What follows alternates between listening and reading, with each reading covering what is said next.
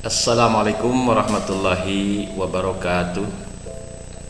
Innal hamdalillah, anak-anakku yang Bapak cintai, berjumpa kembali di program acara Modus Motivasi Duha untuk Sukses. Kali ini kita memasuki sesi keempat dengan mengambil judul Hancurkan Dinding Penghalang. Apa maksudnya? Nah, kemarin kita kan sudah berusaha merumuskan cita-cita kalian, di mana cita-cita tersebut tertulis, ditempel di dinding-dinding kamar, ditempel di tempat-tempat yang mudah terlihat di rumah. Nah, akan tetapi pada kenyataannya kita akan menghadapi beberapa halangan-halangan di dalam kalian merumuskan cita-cita ataupun impian. Ini beberapa penghalang yang bisa merusak keyakinan kalian di dalam mewujudkan mimpi tersebut. Misalkan di sini, saya mah kurang pandai, gak mungkin ya, mencapai impian tersebut. Dah saya mah punya kesehatan yang sangat buruk, gak mungkin ya, dengan keterbatasan fisik yang ada, gak mungkin saya meraih mimpi saya. Atau saya mah miskin, orang tua saya mah tidak punya penghasilan tetap, hanya buruh tani, hanya tukang cuci, gak mungkin saya bisa sukses. Atau keempat, saya mah masih terlalu muda, saya mah masih muda, ngapain mikiran mimpi-mimpi tersebut gitu. Nah, ini adalah perusak keyakinan yang bisa menghancurkan atau membuat kalian merasa pesimis. Nah, sekarang kita buktikan dan kita hancurkan ya, tembok-tembok penghalang keyakinan ini. Nah, pertama, saya kurang pandai, karena mungkin kalian melihat nilai rapot, nilai ulangan, nilai ujian yang kalian miliki pada waktu SD, SMP. Nah, padahal nilai tersebut hanyalah mencerminkan nilai intelektual saja gitu. Karena manusia itu memiliki banyak macam kecerdasan. Ada intelektual, ada emosional, ada spiritual, atau multidimensi yang lain. Seperti ada orang yang tidak bisa menghitung, tidak bisa matematika, tetapi ketika dia bercocok tanam selalu subur, selalu menghasilkan. Ada orang yang tidak bahasa Inggris, tetapi dia pandai dalam bernyanyi, pandai dalam olahraga. Jadi banyak kecerdasan yang dimiliki oleh manusia tersebut. Jadi jangan merasa kurang percaya diri dengan kemampuan yang kalian miliki dari segi intelektual. Nah, ini ada sebuah contoh. Ini Martha Tilaar. Nah, ini Martha Tilaar, pengusaha kosmetik ya, Sari Ayu Martha Tilaar. Mungkin kalian siswi putri sudah memakai ya produk kosmetik dari Sari Ayu Martha Tilaar. Tahu nggak, dia itu dulunya seorang yang disebut sebagai slow learner, pembelajar yang sangat lambat, sangat begitu lambat memahami pelajaran ketika SD, SMP dan SMA. Tetapi ternyata dia punya kemampuan lain dan dia jadi pengusaha sukses, pengusaha kosmetik ternama Sari Ayu. Kemudian saya mah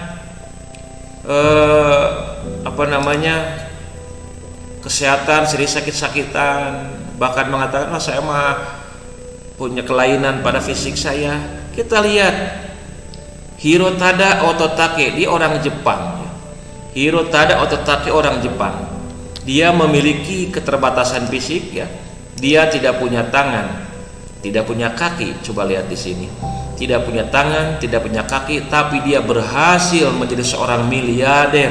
Kenapa? Dia memanfaatkan kemampuan berbicaranya. Jadilah dia seorang motivator kelas dunia. Dia tidak punya tangan, tidak punya kaki. Sementara kita tangan ada, kaki ada dengan sempurna. Masya Allah. Kemudian saya mah miskin, orang tua tidak punya penghasilan, gak mungkin saya mewujudkan mimpi-mimpi saya. Lihat, hancurkan tembok ini. Kenapa? Kan ada contoh. Nah, sini saya ambil contoh. Ini Profesor Dr. Yaya Rukayati. Ini orang Situraja. Dia anak seorang tukang surabi di Pakemitan Situraja. Sekarang dia menjadi dosen peneliti di salah satu perguruan tinggi ternama di Malaysia. Lebih dari 10 tahun dia tinggal di Korea sebagai peneliti juga sebagai dosen. Dia sukses, seorang dosen yang hebat, seorang peneliti yang hebat. Dulunya dia anak tukang surabi yang pas-pasan.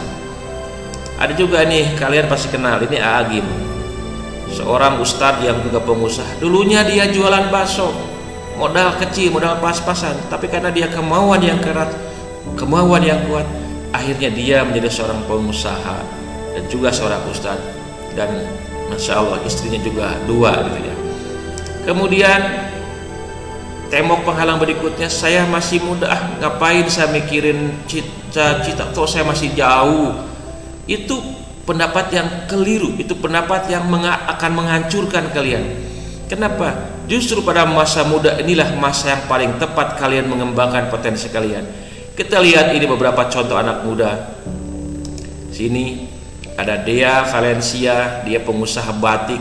Pada saat usia 17 tahun dia sudah memulai bisnisnya.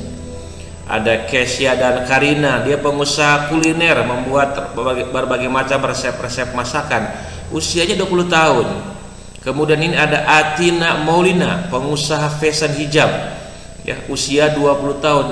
Jadi mereka itu tidak berpikir saya masih muda, tidak. Justru pada saat usia muda inilah potensi yang harus dikembangkan. Badan masih segar, pikiran masih terbuka, pergaulan masih cukup luas, teknologi masih bisa dikuasai. Jadi tidak ada alasan saya masih muda. Nah, oleh karena itulah para siswa sekalian, mulai sekarang hancurkanlah penghalang-penghalang mimpi kalian. Saya miskin, hancurkan, karena ada orang sukses dulunya miskin. Saya mah kurang cerdas, hancurkan, karena ada banyak pengusaha yang sukses dulunya kurang cerdas. Saya mah sering sakit-sakitan, hancurkan, karena banyak pengusaha yang sukses dulunya punya keterbatasan fisik. Saya masih muda, hancurkan, karena banyak pengusaha-pengusaha yang mulai usahanya dari usia muda. Oleh karena itu, if you think you can, you can. If you cannot, you cannot. Jika kamu berpikir kamu bisa, maka kamu pasti bisa. Tetapi bila mana kamu berpikir tidak bisa, maka kamu tidak akan bisa. Mulai sekarang, yakinlah bahwa mimpi kalian bisa terwujud. Jangan melihat kekurangan yang ada pada diri kalian saat ini. Insya Allah dengan kekuatan mimpi, ikhtiar dan doa, impian kalian akan terwujud. Terima kasih, sampai jumpa di sesi berikutnya. Assalamualaikum warahmatullahi wabarakatuh.